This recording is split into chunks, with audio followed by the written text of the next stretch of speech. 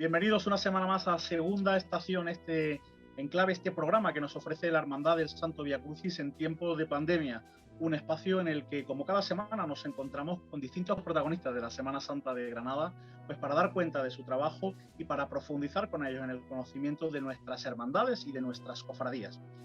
En esta semana lo hacemos de manos de Miguel Luis López Guadalupe, catedrático de Historia Moderna de la Universidad de Granada y hermano mayor de la Hermandad Patronal de la Virgen de las Angustias. Junto con él vamos a ir desgranando pues distintos aspectos que nos han llevado a lo largo de la historia a ser lo que somos como cofrades, de dónde partimos, cuáles fueron nuestros orígenes en el ámbito de la Semana Santa y hasta dónde hemos caminado precisamente siguiendo el hilo histórico de la Hermandad del Santo Vía Crucis. Además, no olvides que puedes consultar toda la actividad de la Hermandad, todas sus iniciativas, todos los proyectos que se están llevando a cabo a través de los distintos perfiles en redes sociales y también a través de su página web, viacrucisgranada.es. Empezamos. Miguel Luis López Guadalupe, buenas noches.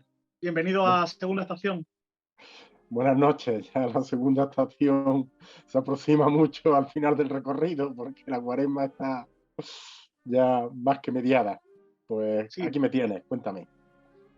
Pues bueno, en primer lugar agradecerte en nombre de la Hermandad del Vía Crucis, bueno, pues que te hayas prestado a colaborar en esta iniciativa y bueno, por acercarnos también a tu figura como hermano mayor de la Virgen de las Angustias y también pues como historiador, como catedrático de Historia Moderna de la Universidad, que a lo largo de tu trayectoria pues has trabajado especialmente el ámbito de la piedad popular, ¿no? Y de las hermandades en Granada y en general en España durante el antiguo régimen.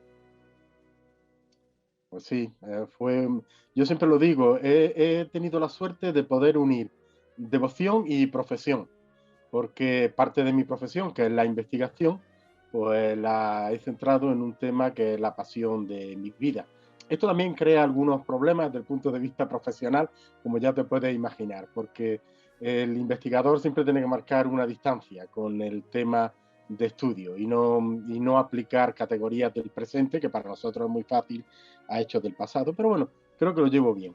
Sin embargo, la docencia, tengo que decir que nuestros planes de estudio pues son muy tradicionales y entonces pues los aspectos de religiosidad pues no tienen apenas cabida. Entonces, yo en las aulas pues no puedo impartir docencia sobre este tema que investigo, nada más quizá pues que en el máster y en temas, en cursos más especializados. Pero bueno, dentro de lo que cabe, soy un afortunado.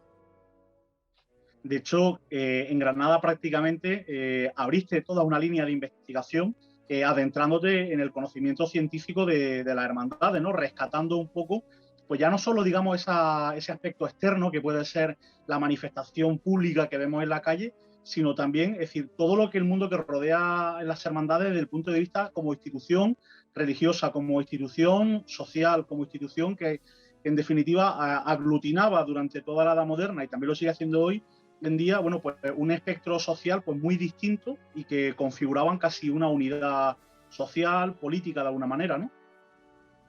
Bueno, hay que entender que hoy estamos más acostumbrados al fenómeno asociativo, pero durante esos siglos no existía la cantidad de asociaciones que existen hoy, de todo tipo, deportivas, culturales, sociales, intelectuales. No existía. La forma de asociación en una sociedad, que además era corporativa, pues básicamente era el gremio. Y a imitación del gremio, o bien como germen, o bien como consecuencia, pues la cofradía, que en muchos casos fue una cofradía gremial. Y sin embargo, pues hay que decir que estas instituciones, en una sociedad estrictamente estamental y jerarquizada, piramidal, pues las cofradías representaban un oasis, un pequeño oasis de democracia, ¿no? Explico esto porque los cargos de la hermandad, que era el hermano mayor, el mayordomo, se elegían cada año, no como ahora, se elegían cada año, aunque es verdad que muchas veces se reelegían y que no siempre había personas dispuestas a desempeñar el oficio, entre otras cosas porque también comportaba cargas económicas importantes. Pero bueno, es muy significativo que se eligieran por el conjunto de hermanos. Esta tradición democrática ha estado siempre presente en la vida de las hermandades y que son un organismo de la Iglesia, que es una entidad religiosa y plenamente jerárquica, ¿no? Yo creo que este apartado es interesante subrayarlo. Entonces, pues, la gente tampoco tenía muchas posibilidades de ocio. Podía ir al teatro en las ciudades, en los pueblos no, y podía ir a los toros en determinados días del año y poco más, y poco más. Entonces el ocio era la fiesta religiosa y la cofradía pues jugaba aquí un papel esencial. Y ojo, no solo con los actos de culto dentro de la iglesia y las procesiones o romerías en la calle, sino muchas veces se nos olvidan esos otros ámbitos de sociabilidad como era el comensalismo. Ha sido muy estudiado en el ámbito de Cantabria por Tomás Mantecón.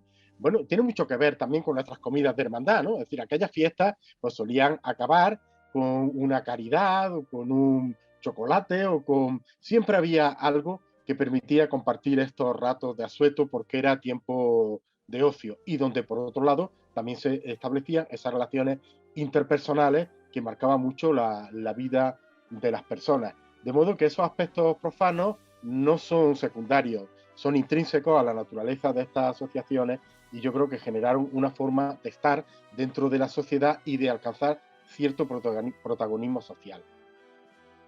De hecho, tú, por ejemplo, que has publicado distintos libros sobre la Semana Santa de Granada y sobre el ámbito cofrade, entre hermandades de penitencia y hermandades de gloria, ¿cuántas hermandades llegaron a existir en Granada?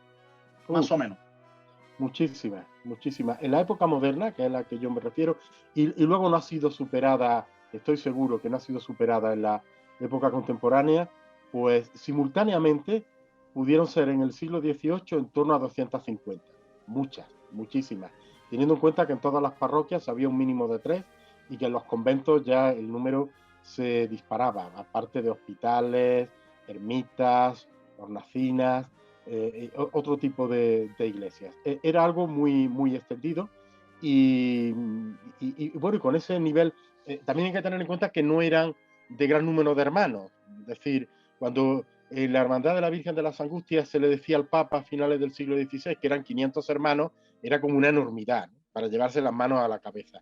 Estas hermandades, pues, un número medio pues podría estar en el centenar, pero aún así pues tenía su vida y cumplían su papel, muchísimas. Y a diferencia de lo que ocurre hoy, las dominantes eran las marianas. Yo creo que en Granada sobre un tercio de las cofradías eran de advocaciones de la Virgen, me refiero de, hoy las llamaríamos de gloria o letíficas. Y luego, desde luego, seguían las sacramentales, las de santos también, pero claro, estos los titulares son mucho más variados.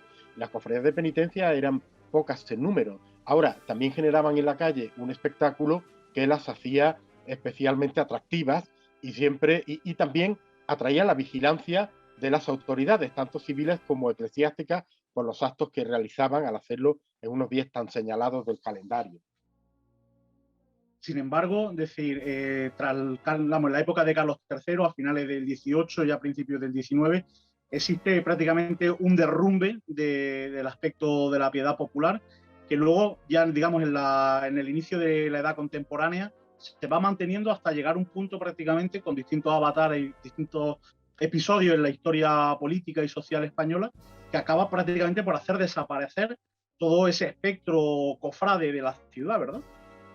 Pues mira, el siglo XIX sigue siendo la piedra de toque. Yo recuerdo hace mucho tiempo, cuando empezaba mi investigación, que otro profesor, Pedro Gastón, me decía, ¿cómo podemos explicar lo que pasa aquí? Porque realmente los ilustrados hicieron una crítica feroz sobre el mundo de la religiosidad popular.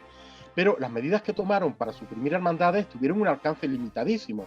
Suprimieron muy pocas. Otra cosa es el cierre de conventos durante la dominación francesa y eso, el trienio liberal y sobre todo luego a partir de la revolución liberal con las desamortizaciones. Esto afectó mucho, pero en general los centros se mantuvieron y las cofradías también. Lo único que sí consiguieron los ilustrados es arrinconar las cofradías a un terreno excesivamente popular, porque hasta esa época eran una manifestación de piedad popular, pero todas las élites se apuntaban a ella.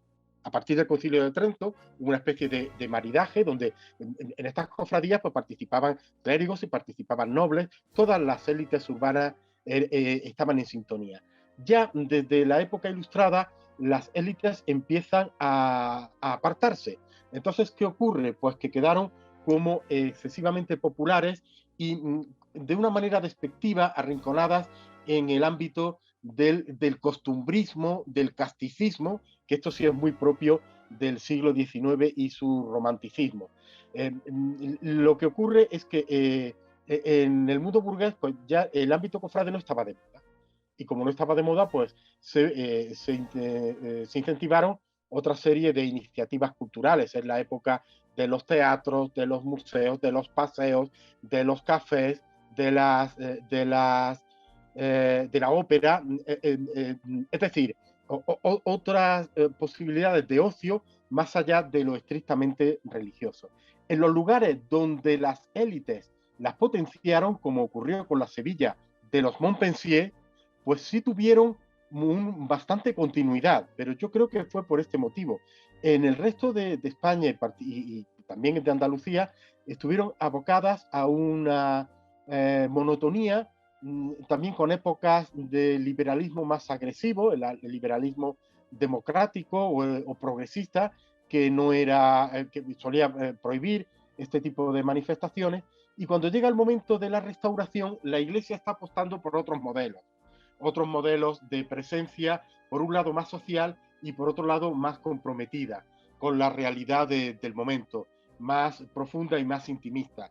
Y aparecerán muchos tipos de asociaciones religiosas a imitación de las órdenes. Hay ese momento también en que las órdenes femeninas se hacen también de vida activa, ¿no? Entonces, estos modelos arrinconaban un poquito la piedad popular y va a tener un nuevo auge pues con el conservadurismo de finales del siglo XIX y luego con el auge de lo regional, de lo particular, de lo local, que se va a producir en la España de los años 20, donde esto va a cobrar mucha importancia. Estoy pensando, me parece que era hacia el año 26 o 27, cuando empiezan a florecer las cofradías en el Realejo, pues alguien, no recuerdo quién era, alguien que escribe a un periódico de la época de Granada y pues felicitando que precisamente los barrios cobren vida con estas manifestaciones de piedad, porque entendía que era parte de su propia tradición cultural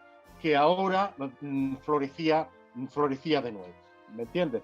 Entonces, el siglo XIX sigue siendo esa travesía del desierto, donde en el caso granadino, yo apenas me he dedicado a ella, ha hecho unos grandes esfuerzos Antonio Padial y tenemos que seguir profundizando en él y sobre todo pues extraer conclusiones que sean sólidas sobre qué pudo ocurrir aquí como en otros lugares, ¿no? Yo lo que anticipo pues son ideas, intuiciones que tengo, hipótesis de trabajo que creo que pueden ir por ahí. De hecho, al hilo de lo que tú comentabas, en torno a los años 20, finales de los años 10, principios de los años 20 del siglo XX, Granada, la Semana Santa de Granada, digamos que recobra un nuevo esplendor y lo hace precisamente de manos de la hermandad que nos acoge, de la hermandad del Santo Vía Crucis, ¿no? Que viene a poner pues casi un antes y un después en la historia de la Semana Santa granadina. Exactamente. Y fíjate que hasta ese momento, bueno, todavía perduraba, existía una procesión oficial de Semana Santa. Y sin embargo, el germen de la nueva Semana Santa, ese brío cofrade que necesitaba Granada, que no estaba en el desfile antológico, surge precisamente de iniciativas como esta, que sin embargo entronca con otras tradiciones que no son estrictamente penitenciales, sino con la tradición del Via Crucis, que es un ejercicio devoto, pero que se ejercía fuera del ámbito de la Semana Santa. Y Granada además había tenido, y el Albaicín también, muchas vías sacras de este tipo. Es curioso cómo se recoge ese sentimiento antiguo. La Semana Santa de Granada es la renovación de un sentimiento antiguo, la Semana Santa que conocemos. No podemos olvidar la Semana Santa del pasado y que algunas cofradías, yo creo que ni siquiera legalmente llegaron a desaparecer, como es la Soledad de San Jerónimo, o entonces de Santa Paula. Pero ciertamente el revulsivo que necesitaba Granada lo aportó el Via Crucis con un paisaje de barrio, con una devoción popular, con un entusiasmo de los vecinos, pues que adornaban, qué bonito, pues como ocurría el Día de la Cruz, ¿no? Al paso de la procesión, adornaban las calles y levantaban los altares. Es decir, supieron entrar en sintonía con los sentimientos más profundos del pueblo y del barrio, que el barrio hace mucho. Y crearon pues una institución que no solo se ha fortalecido y ha pervivido en el tiempo, sino que fue capaz de generar nuevos sentimientos y nuevos ímpetus en otros barrios y en el centro de la ciudad hasta conformar esa primera Semana Santa de los años 20. O sea, a mí me parece muy interesante lo que tú comentabas de las vías sacras, ¿no? Es decir, un artículo que tú publicaste ya hace algunos años en la Universidad de Alicante, si mal no recuerdo, donde precisamente hacía una semblanza de estos distintos itinerarios, ¿no?, que sacralizaban la ciudad desde distintos templos, de distintos conventos de la ciudad, y en el cual podríamos englobar como una renovación, ¿no?, ese Vía Crucis que se hacía hasta San Miguel Alto, donde, bueno, y la Hermandad del Vía Crucis como que recupera ya en el siglo XX pues esa tradición de la época moderna. Exactamente. Y además, fíjate, es curioso que este tipo de vía sacra lo hacían realidades cofrades muy diversas, pero no las cofradías de penitencia y sangre. Por ejemplo, podía ser la Orden Tercera de los franciscanos, o podía ser una hermandad de santo, como la de San Miguel, o podía ser una hermandad devocional en torno a la Pasión de Cristo, como la de Santa María de la Alhambra, de Jesús de la Humildad, y fueron surgiendo, o la de Jesús de los Trabajos, de una forma muy sencilla, en principio bastante espontánea, este ejercicio que, mira, esto era moda. Y entonces estas vías sacras en el siglo XVII se pusieron de moda, como a partir de finales de esa centuria, y sobre todo en el XVIII, se pusieron de moda los rosarios callejeros. Y la gente participaba. Y las vías sacras nacieron con una impronta espiritual muy profunda, porque no perseguían realmente un espectáculo como ocurría con las procesiones de disciplina y sangre. Y entonces, pues, digamos que el público que las contemplaba era minoritario, pero todos valoraban ese esfuerzo personal. Te voy a contar una anécdota. En las revueltas que hubo en Granada a mediados del siglo XVII, esos típicos motines de hambre, el de 1648 en concreto, la plebe amotinada destituía al corregidor y nombraba a un corregidor popular, que se jugaba mucho. Generalmente luego el rey entendía la situación. Y en Granada se eligió a don Luis de Paz. Y don Luis de Paz era una persona de una autoridad moral impresionante, que había fundado un pequeño hospital y que era hermano de la vía sacra que subía al Sacromonte desde los terceros. Y se le tenía por persona especialmente piadosa, ¿no? Y al hablar en los documentos de su personalidad, no se omite este detalle de la vía sacra, porque entonces se entendía que era gente de mucho prestigio, de mucho prestigio moral los que participaban en esas procesiones. Y ya de nuevo otra vez en el siglo XX, y haciendo alusión directamente a, digamos, a esta etapa más reciente de la Hermandad del Vía Crucis, hemos podido observar distintos episodios, distintos periodos, que bueno, que transcurriendo, si seguimos, digamos, apegados a la historia de la Hermandad del Vía Crucis, podemos ir viendo el reflejo que eso tiene en la Semana Santa de los años 30 en adelante, prácticamente hasta nuestros días. Hay dos episodios que son especialmente importantes. Uno que digamos que afecta en términos generales a toda España, que digamos todo el proceso revolucionario que conllevó la Segunda República, con la guerra también, con esa suspensión de salida de estaciones de penitencia, pero luego Granada también especialmente un periodo de gran interés que será el Concilio Vaticano II, que pondrá también un poco, digamos, a lo mejor en jaque, ¿no?, la vida de las hermandades, hasta que luego los años 70 ya, digamos, reflote hasta nuestros días. Bueno, sí, porque ciertamente el clima de posguerra, del nacionalcatolicismo, pues fue muy favorable a estas manifestaciones de piedad. Hay que entrar en la mentalidad de la época. La gente necesitaba una válvula de escape después de una guerra y sobre todo en los tiempos del hambre. Es decir, yo siempre me pregunto, ¿cómo podían embarcarse en esas procesiones suntuosas? Hoy nosotros tenemos un patrimonio mucho más rico, también es verdad. En 1941 Santa María de la Alhambra decidió que era mejor no hacer la estación de penitencia pues para dar pan. Es que en este mundo es donde se vivía, donde había muy pocas alternativas para la gente y la Semana Santa era un balón de oxígeno. Aquello le daba vida a la gente y la gente lo apoyaba. Mira, en una época tan temprana como los mismos años 40, los obispos ya empezaron a desvincularse de esas manifestaciones del régimen y a prohibir que se alzara el brazo al paso de las procesiones, porque no le parecía respetuoso. Pero mucho más todavía en los años 60, cuando la sensibilidad de la Iglesia empieza a cambiar y se convoca el Concilio Vaticano II. No es que le diera la puntilla a la muestra de religiosidad popular, pero ciertamente hubo ahí un desmarque de las manifestaciones del pueblo, que se entendían pues como rituales, como rutinarias, en muchos casos se hacían pues vacías de contenido, para hacer unas nuevas propuestas que necesitaba la Iglesia en su dinamismo y en su regeneración. Es una etapa que hubo que pasar, y claro, afectó a las cofradías, sobre todo desde el momento en que empieza a formarse una o dos incluso generaciones de sacerdotes que no veían con buenos ojos el fenómeno cofrade, pero no era por mala voluntad ni por decisión personal, sino únicamente pues porque la formación que recibía, la sensibilidad nueva de la Iglesia no iba por ahí. Y ahí es donde las hermandades tuvieron que aportar todo lo que tenían para sobrevivir, porque como además acabó coincidiendo con la crisis económica de los primeros años 70, pues se vieron muy desvalidas. Y todos sabemos que salieron adelante con el esfuerzo personal de muy pocos cofrades señalados. Yo cuando se critica a nuestros mayores porque eran hermanos mayores muchas veces de ordeno y mando, es que hay que pensar que durante una o dos décadas llevaron en solitario las cofradías sobre sus espaldas, con un sacrificio personal y también económico importante, porque no había el clima que afortunadamente hoy vivimos nosotros.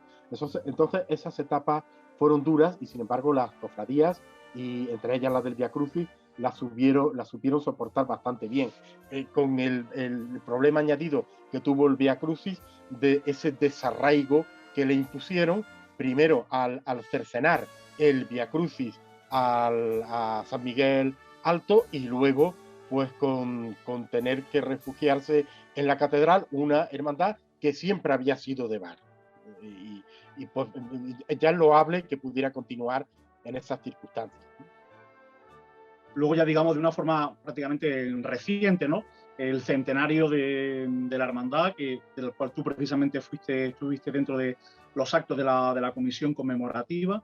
Bueno, vino a ser un corolario también, porque la hermandad atravesó unos años complejos internamente, pero que demostró una revitalización que, bueno, se mantiene hasta el día de hoy, y que también ha sido reflejo de una nueva forma de entender la Semana Santa, ¿no? Quizá a lo mejor no mirando tan hacia afuera como sí hacia adentro, y haciendo valer lo propio, y buscando, digamos, esos elementos que la definen, que la caracterizan y que la hacen pues personal y distinta.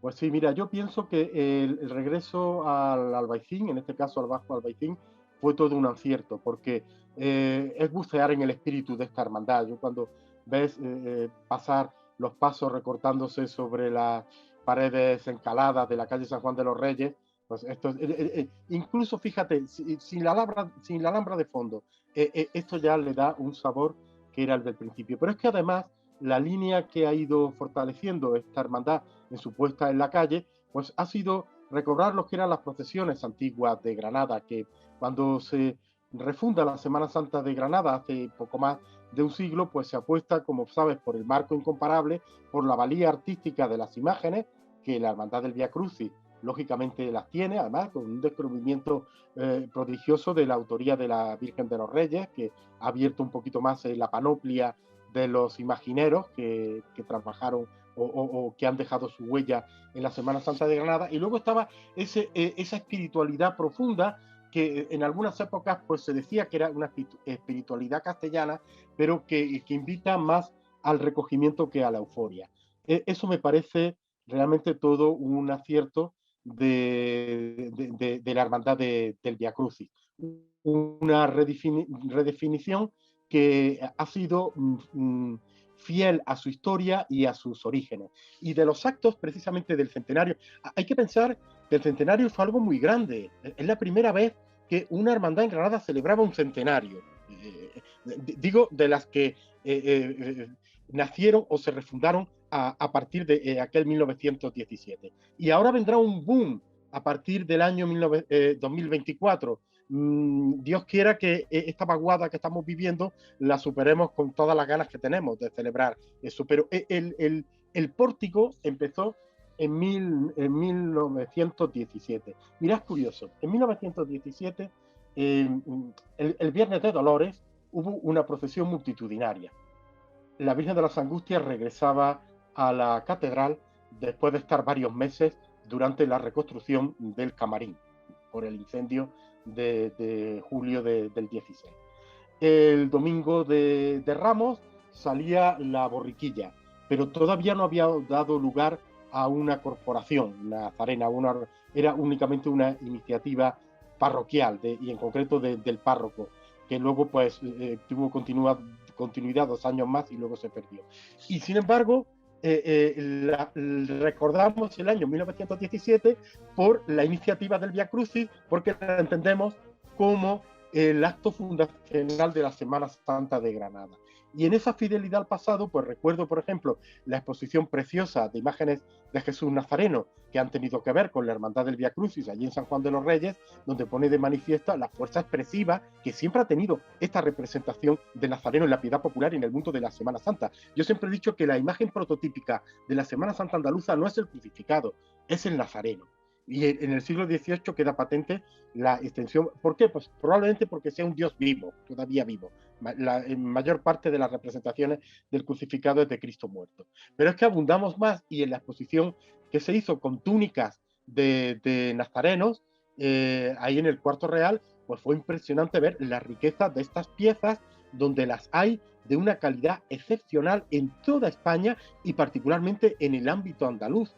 ¿Tú sabes cuántas, no lo digo retóricamente, cuántos pueblos, incluso ciudades, capitales, tienen como patrón a Jesús Nazareno? Es que la figura del Nazareno es la figura prototípica de la Semana Santa y fue, por tanto, un acierto que la Hermandad del Vía Crucis recurriera a ella, a los tipos básicos, el Nazareno y la Dolorosa, y además sin unas aplicaciones concretas, porque era la Hermandad del Vía Crucis.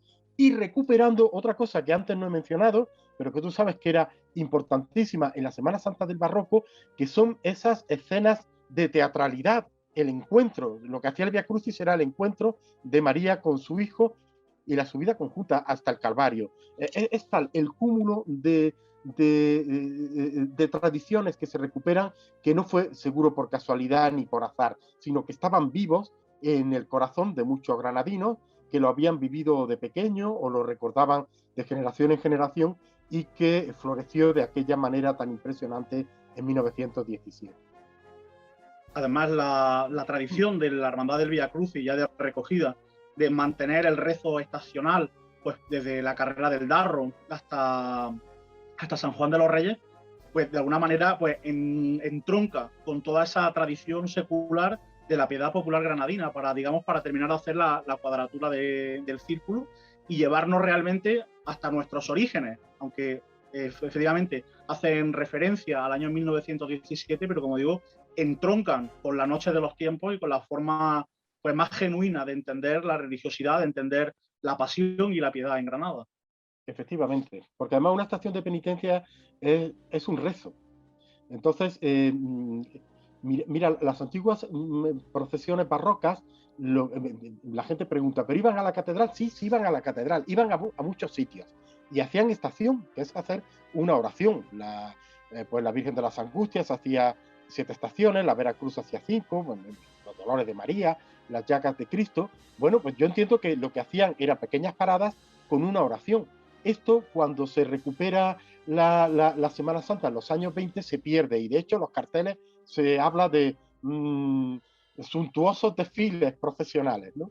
En Granada ni siquiera tuvimos el amparo de poder ir a la catedral y hacer el rezo, que esto afortunadamente se ha recuperado desde el año 2000. Sin embargo, mientras que participaba la del Vía Crucis, como todas, de esa procesión por la calle, que era salir del templo y volver a él, pues casi siempre pasando por delante de la catedral o dando la vuelta más antiguamente por la calle, por la plaza de Virrambla o algo de esto como lugar emblemático, siempre añadió este elemento de rezo que le da un carácter tan particular, porque recupera la esencia de las antiguas estaciones de penitencia.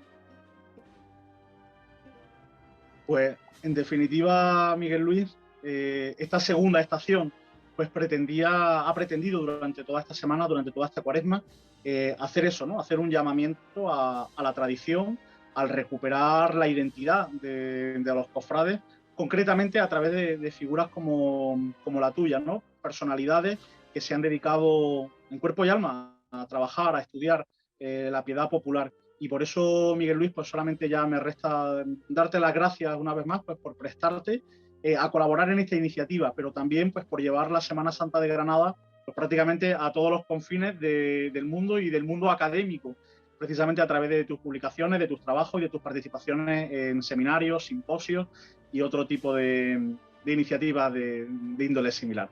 Así que en nombre de la Vía Cruz y una vez más agradecerte tu trabajo.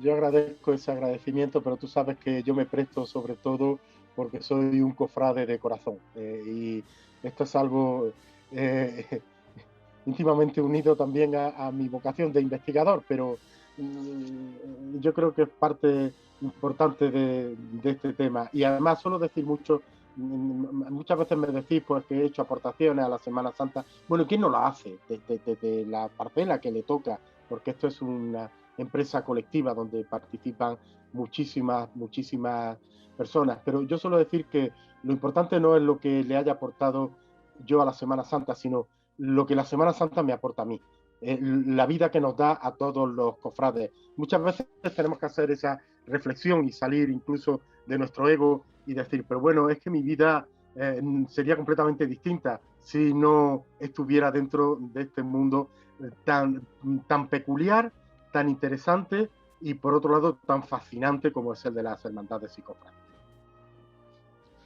Pues lo dicho, Miguel, muchísimas gracias y buenas noches. Gracias por participar en Segunda Estación. Gracias a vosotros. Aquí me tenéis. Pues llegados a este punto, no queda sino despedirnos, dar la última chicota, la última llamada para arriar los zancos en esta segunda estación. A lo largo de toda esta cuaresma hemos caminado juntos conociendo a distintas personalidades de nuestra Semana Santa y junto a ellos hemos ido procurando descubrir distintos perfiles, descubrir distintos sentimientos, distintas formas de entender y concebir el ámbito de las hermandades y cofradías de Granada. Hoy nos despedimos, puesto que termina ya la cuaresma, pero no olviden que a través de los distintos canales de la Hermandad del Santo Vía Crucis pueden estar atentos de todas las iniciativas que van a tener lugar cara al próximo martes santo, 30 de marzo. Junto a ellos vamos a poder disfrutar de una estación de penitencia en casa, esperando que llegue, bueno, pues ese momento de volver a reencontrarnos todos juntos en las calles, cuando la hermandad pues vuelva a abrir las puertas de su casa de hermandad, a poner los primeros tramos de nazarenos en las calles y el sol inundando del paso de Jesús de la Amargura y la límpida orfebrería del palio de Nuestra Señora de los Reyes.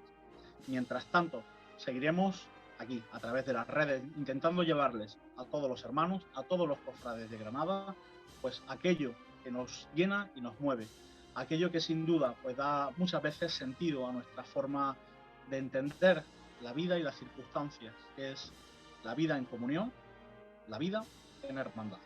Muchas gracias y hasta la próxima.